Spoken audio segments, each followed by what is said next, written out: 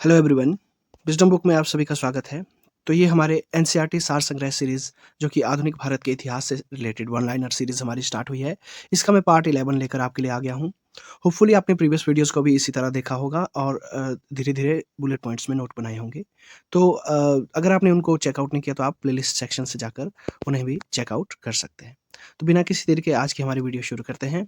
तो आज का हमारा टॉपिक है कांग्रेस का लखनऊ अधिवेशन व होम रूल लीग की स्थापना। तो कांग्रेस का जो लखनऊ अधिवेशन 1916 ईस्वी में हुआ था उसके विषय में आज पढ़ेंगे और होम रूल किस तरह से चलाया गया था उसके बारे में पढ़ेंगे। तो बिना किसी देरी के शुरू करते हैं। पहला क्वेश्चन हमारे पास आ जाता है, वर्ष 1916 में संपन्न लखनऊ समझौता किससे संबंधित है? तो ये कांग्रेस एवं मुस्लिम लीग के समझौते से संबंधित है। नेक्स्ट हम देखते हैं, वर्ष 1916 में भारतीय राष्ट्रीय कांग्रेस के लखनऊ अधिवेशन की अध्यक्षता किसने की थी? तो ये अंबिका चरण मजूमदार के द्वारा की गई थी। अगला प्रश्न हम देखते हैं, सूरत अधिवेशन के पृथक हुए सूरत अधिवेशन से पृथक हुए उग्रवादी एवं उदारवादियों का पुनः एकीकरण किस अधिवेशन में हुआ था? तो हमने पढ़ा था कि 1907 ईस्वी में जो सूरत अधिवेशन हुआ था उसमें जो है कांग्रेस उग्रवादी और उदारवादी 2 गुटों में बँट गई थी। उग्रवादी हमारे पास एक्सट्रीमिस्ट आ गए थे और उदारवादियों में हमारे पास मॉडरेट्स आ गए थे। तो 2 गुटों में कांग्रेस बँट गई थी। उनमें से जब उनका पुनः एकीकरण किया गया तो वो किस अधिवेशन में हुआ था? ये भी लखनऊ अधिवेशन 1916 में हुआ था। नेक्स्ट हम पढ़ते हैं, अतिवादियों एवं उदारवादियों के पुनः एकीकरण की प्रक्रिया की प्रमुख शिल्पकार कौन थी? तो ये जो एक्सट्रीमिस्ट और मॉडरेट्स थे, उनको इकट्ठा करने के लिए एक पुनः एकीकरण प्रक्रिया की मुख्य शिल्पकार जो है एनी बेसेंट को माना जाता है। नेक्स्ट क्वेश्चन हमारे पास आ जाता है, वर्ष 1916 में मुस्लिम लीग और कांग्रेस के मध्य समझौता किसके द्वारा करवाया गया था? तो ये बाल गंगाधर तिलक के द्वारा करवाया गया था। नेक्स्ट क्वेश्चन हम देखते हैं, कांग्रेस के 1916 के लखनऊ अधिवेशन में लिया गया वह निर्णय क्या था जिसके मुख्य दूरगामी परिणाम हुए? तो ये जो है कांग्रेस द्वारा मुस्लिम लीग की पृथक निर्वाचन क्षेत्र की मांग को स्वीकार कर लिया गया था। नेक्स्ट क्वेश्चन हम देखते हैं, मोहम्मद अली जिन्ना को हिंदू मुस्लिम एकता का दूत किसने कहा था? तो इन्हें हिंदू मुस्लिम एकता का दूत सरोजिनी नायडू के द्वारा कहा गया था। अगला हमारे पास एक बहुत ही इंपॉर्टेंट पॉइंट आ जाता है, मदन मोहन मालवीय ने कांग्रेस एवं मुस्लिम लीग के मध्य होने वाले समझौते का विरोध किया था। तो ये मदन मोहन मालवीय जो थे इस समझौते के बिल्कुल विरोध में थे। नेक्स्ट क्वेश्चन हम देखते हैं, भारत में होम रूल लीग की अवधारणा किस देश से ली गई थी? तो ये आयरलैंड के ही होम रूल लीग को बेस बनाकर भारत में होम रूल लीग की अवधारणा ली गई थी और ये एनी बेसेंट जो कि खुद एक आयरिश महिला थी, उनके प्रयासों के द्वारा ये सफल हो पाया था। अगला प्रश्न हम देखते हैं, प्रथम विश्व युद्ध के दौरान भारत में कौन सा आंदोलन लोकप्रिय हुआ था? तो ये होम रूल लीग जो है भारत में उस समय लोकप्रिय हुआ था। नेक्स्ट हम पढ़ते हैं, एक पॉइंट हमारे पास बुलेट आ जाता है यहाँ पर, अप्रैल 1916 में तिलक ने पूना जो कि महाराष्ट्र से होम रूल लीग आंदोलन प्रारंभ किया था, जबकि एनी बेसेंट के नेतृत्व में सितंबर 1916 में अड्यार मद्रास में से होम रूल लीग प्रारंभ किया गया था। तो भारत में जो है 2 होम रूल लीग स्टार्ट किए गए थे, एक तिलक ने पूना महाराष्ट्र से और दूसरा एनी बेसेंट ने सितंबर 1916 में जो है अड्यार मद्रास से होम रूल लीग को स्टार्ट किया था। उसके बाद हम देखते हैं अगला प्रश्न हमारे पास, एनी बेसेंट ने किस साप्ताहिक पत्रिका के माध्यम से स्वशासन की मांग की थी? तो इन्होंने कॉमन बिल नामक पत्रिका के माध्यम से स्वशासन की मांग की थी। नेक्स्ट हमारे पास एक और पॉइंट आ जाता है यहाँ पर, 2 जनवरी 1916 को लंदन में भारतीय होम रूल लीग की स्थापना की गई थी। इसके महासचिव जो है डी ग्राहम पोल थे। तो एक 2 जनवरी 1916 को भारतीय होम रूल लीग की स्थापना लंदन में भी की गई थी। इसके जो मुख्य महासचिव थे वो डी ग्राहम पोल ही थे। तो नेक्स्ट हम यहाँ पर होम रूल आंदोलनों के बारे में पढ़ते हैं। होम रूल जो है आयरलैंड का शब्द है जिसका कि अर्थ है स्वशासन, अपने स्वयं के द्वारा चलाया गया शासन। सर्वप्रथम आयरलैंड में होम रूल लीग की स्थापना जो है रेडमंड के द्वारा की गई थी। इन्हीं रेडमंड के होम रूल लीग की बेस बनाकर भारत में भी होम रूल लीग चलाया गया था। तो 1916 को प्रारंभ इस आंदोलन के समय भारत के जो वाइसरॉय थे वो चेम्सफोर्ड थे। तो इसमें हमने पढ़ा कि 2 तरह के होम रूल थे, एक तिलक का होम रूल था और एक एनी बेसेंट का होम रूल था। तिलक का होम रूल जो है अप्रैल 1916 से शुरू हुआ था और ये एनी बेसेंट वाला सितंबर 1916 से शुरू हुआ था। इसका क्षेत्र मुख्यतः जो है महाराष्ट्र और कर्नाटक में था, जबकि एनी बेसेंट का जो है मद्रास और तमिलनाडु में इन्होंने इसे प्रारंभ किया था। मुख्यालय तिलक के होम रूल का जो है बेलगाम कर्नाटक में था और एनी बेसेंट के होम रूल का अड्यार मद्रास में मुख्यालय था।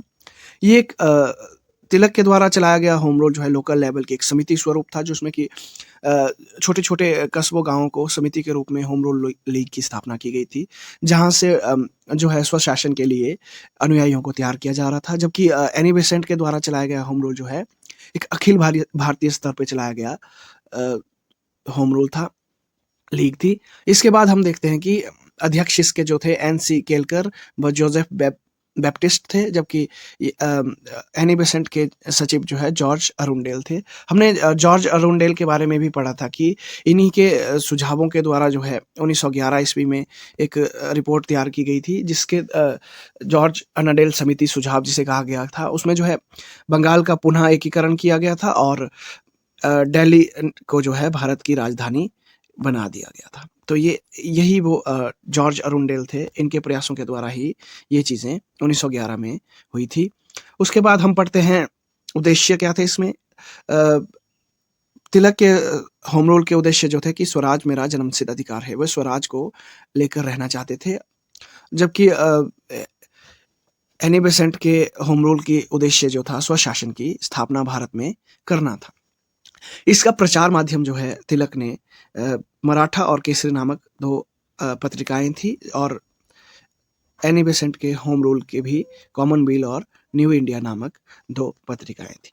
अब हम जैसे हमने पिछली वीडियो में पढ़ा है कि मराठा जो है एक इंग्लिश लैंग्वेज अखबार था और केसरी जो है एक मराठी लैंग्वेज अखबार था। अगला प्रश्न हमारे पास आ जाता है, फेबियन आंदोलन का प्रस्ताव किसने दिया था? तो ये फेबियन आंदोलन का प्रस्ताव जो है एनी बेसेंट के द्वारा दिया गया था। नेक्स्ट क्वेश्चन हम देखते हैं, तिलक एवं एनी बेसेंट द्वारा बनाए गए होम रूल लीग आंदोलन की शाखाओं को किस वर्ष एक कर दिया गया था? तो जो हमने पढ़ा कि तिलक और एनी बेसेंट के जो डिफरेंट होम रूल लीग थी, उन्हें जो है वर्ष 1918 ईस्वी में एक कर दिया गया था। नेक्स्ट हम पढ़ते हैं, वर्ष 1915 में अमेरिका में होम रूल लीग का गठन किसके द्वारा किया गया था? तो अमेरिका में होम रूल लीग का गठन लाला लाजपत राय के द्वारा किया गया था। अगला हमारे पास आ जाता है, एनी बेसेंट की होम रूल लीग के साथ George Arundale, CP. Ramaswamy Iyer, BP. Wadia, Motilal Nehru, Tej Bahadur Sapru, Madan Mohan Malviya आदि लोगों का संबंध था। तो हमने पढ़ा था कि ये अखिल भारतीय लेवल का एक होम रूल लीग थी, जिसमें कि उस समय के बहुत बड़े-बड़े नेता रामास्वामी अय्यर, बी.पी. वाडिया, मोतीलाल नेहरू, तेज बहादुर सप्रू, मदन मोहन मालवीय जैसे जॉर्ज अरुंडेल और सी.पी. रामास्वामी जैसे बहुत बड़े-बड़े नेता इसमें शामिल थे। तो अभी हमने होम रूल लीग की स्थापना के बारे में पढ़ा, अब हम पढ़ेंगे ट्रेड यूनियंस और कुछ साम्यवादी दल जो उस समय थे, उनके विषय में हम पढ़ेंगे। तो बिना किसी देरी के शुरू करते हैं। पहला हमारे पास आ जाता है, वर्ष 1890 में गठित भारत का प्रथम मजदूर संगठन, जिसे कि बॉम्बे मिल हैंड्स कहा जाता है, इसकी स्थापना किसके द्वारा की गई थी? तो ये एन.एम. लोखंडे, जिनका कि नाम नारायण मेघाजी लोखंडे था, इनके द्वारा की गई थी और इन्हीं को जो है father of trade union movement भी कहा जाता है, नारायण मेघाजी लोखंडे को। नेक्स्ट क्वेश्चन हम देखते हैं, वर्ष 1918 में Ahmedabad textile labour association ATLA की स्थापना किसके द्वारा की गई थी? तो ये महात्मा गांधी के द्वारा की गई थी। अगला पॉइंट हम देखते हैं, गांधी जी ने अहमदाबाद टेक्सटाइल लेबर एसोसिएशन से ट्रस्टीशिप का सिद्धांत प्रतिपादित किया था। तो इन्होंने गांधी जी ने जो है ATLA से ट्रस्टीशिप का सिद्धांत प्रतिपादित किया था। इसके अनुसार जो है पूंजीपति मजदूरों के हितों की रक्षा करने वाला ट्रस्टी है, ना कि उनका मालिक है। तो नेक्स्ट हम देखते हैं, all India Trade Union Congress AITUC की स्थापना कब हुई थी? तो ये वर्ष 1920 ईस्वी में बम्बई में की गई थी। नेक्स्ट हम देखते हैं, all India Trade Union Congress के संस्थापक कौन थे? तो ये NM जोशी के द्वारा इसकी स्थापना की गई थी, जिनका कि नाम इनका भी नाम नारायण मल्हार जोशी था और ये जो है गोपाल कृष्ण गोखले के अनुयायी थे। जिस तरह गांधी जी गोपाल कृष्ण गोखले के अनुयायी थे, उसी तरह ये NM जोशी भी गोपाल कृष्ण गोखले जी के अनुयायी थे। नेक्स्ट हमारे पास आ जाता है, Lala Lajpat Rai All India Trade Union Congress के प्रथम अध्यक्ष थे। तो लाला लाजपत राय को प्रथम अध्यक्ष बनाया गया था। नेक्स्ट हम पढ़ते हैं, वर्ष 1929 में नागपुर में संपन्न all India Trade Union Congress की अध्यक्षता किसके द्वारा की गई थी? तो ये जवाहरलाल नेहरू के द्वारा की गई थी। नेक्स्ट क्वेश्चन हम देखते हैं, मई 1947 में स्थापित Indian national trade Union Congress, जिसका कि नाम INTUC के नाम से जाना जाता था, इसकी प्रथम अध्यक्षता किसने की थी? तो इसकी प्रथम अध्यक्षता जो है सरदार वल्लभ भाई पटेल के द्वारा की गई थी। नेक्स्ट हम देखते हैं, रूस में कम्युनिस्ट इंटरनेशनल की स्थापना किस वर्ष की गई थी? तो ये मार्च 1919 में रशिया में जो है कम्युनिस्ट इंटरनेशनल की स्थापना की गई थी। नेक्स्ट हमारे पास आ जाता है प्रमुख कारखाना अधिनियम और उस समय के गवर्नर जनरल। तो पहला कारखाना अधिनियम जो है 1881 ईस्वी में लॉर्ड रिपन के समय में चला था। दूसरा कारखाना अधिनियम जो है 1891 ईस्वी में लॉर्ड लैंसडाउन के समय में इसे लाया गया था। तीसरा कारखाना अधिनियम जो है 1911 ईस्वी में लॉर्ड हार्डिंग द्वितीय के समय पे लाया गया था। चौथा कारखाना अधिनियम जो है 1922 ईस्वी में लॉर्ड रीडिंग के समय में आया था। उसके बाद 1934 ईस्वी में लॉर्ड वेलिंगटन के समय और 1944 ईस्वी में लॉर्ड बेबल के समय कारखाना अधिनियम कानून पारित किया गया था।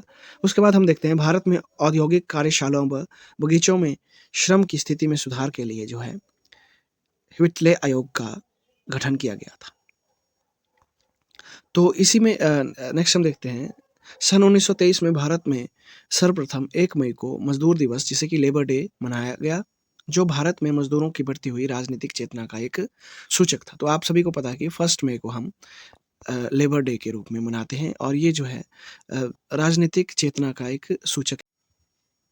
इसकी सेलिब्रेशन का मुख्य उद्देश्य जो है लेबर वर्ग, जो भी मजदूर वर्ग है, उन्हें अपने हकों और अधिकारों के लिए सजग करना था। नेक्स्ट हम पढ़ते हैं, कम्युनिस्ट इंटरनेशनल के सदस्य बनने वाला प्रथम भारतीय कौन थे? तो ये मानवेंद्र नाथ रॉय जो है कम्युनिस्ट इंटरनेशनल के प्रथम भारतीय सदस्य थे।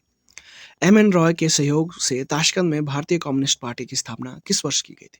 तो हमने पढ़ा था कि MN रॉय के सहयोग से जो है 17 अक्टूबर 1920 ईस्वी को ताशकंद में भारतीय कम्युनिस्ट पार्टी की स्थापना की गई थी।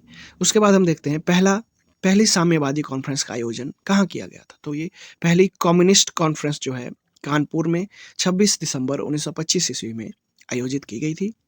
उसके बाद हम पढ़ते हैं, कानपुर षड्यंत्र मुकदमा वर्ष 1924 में ब्रिटिश सरकार द्वारा किस आंदोलन के नेताओं के विरुद्ध चलाया गया? तो ये जो है कानपुर षड्यंत्र साम्यवादी आंदोलन, जो कि कम्युनिस्ट आंदोलन था, इसके विरोध में 1924 ईस्वी में सरकार द्वारा चलाया गया था।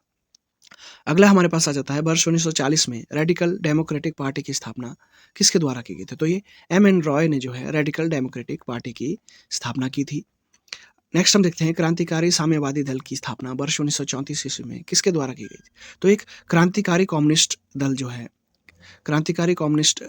है 1934 ईस्वी में सोमेंद्र नाथ टैगोर के द्वारा स्थापना की गई थी। नेक्स्ट हम पढ़ते हैं, वर्ष 1939 में भारतीय वोल्शेविक पार्टी की स्थापना किसके द्वारा की गई थी? तो ये NM मजूमदार ने जो है भारतीय वोल्शेविक पार्टी की स्थापना 1939 ईस्वी में की थी।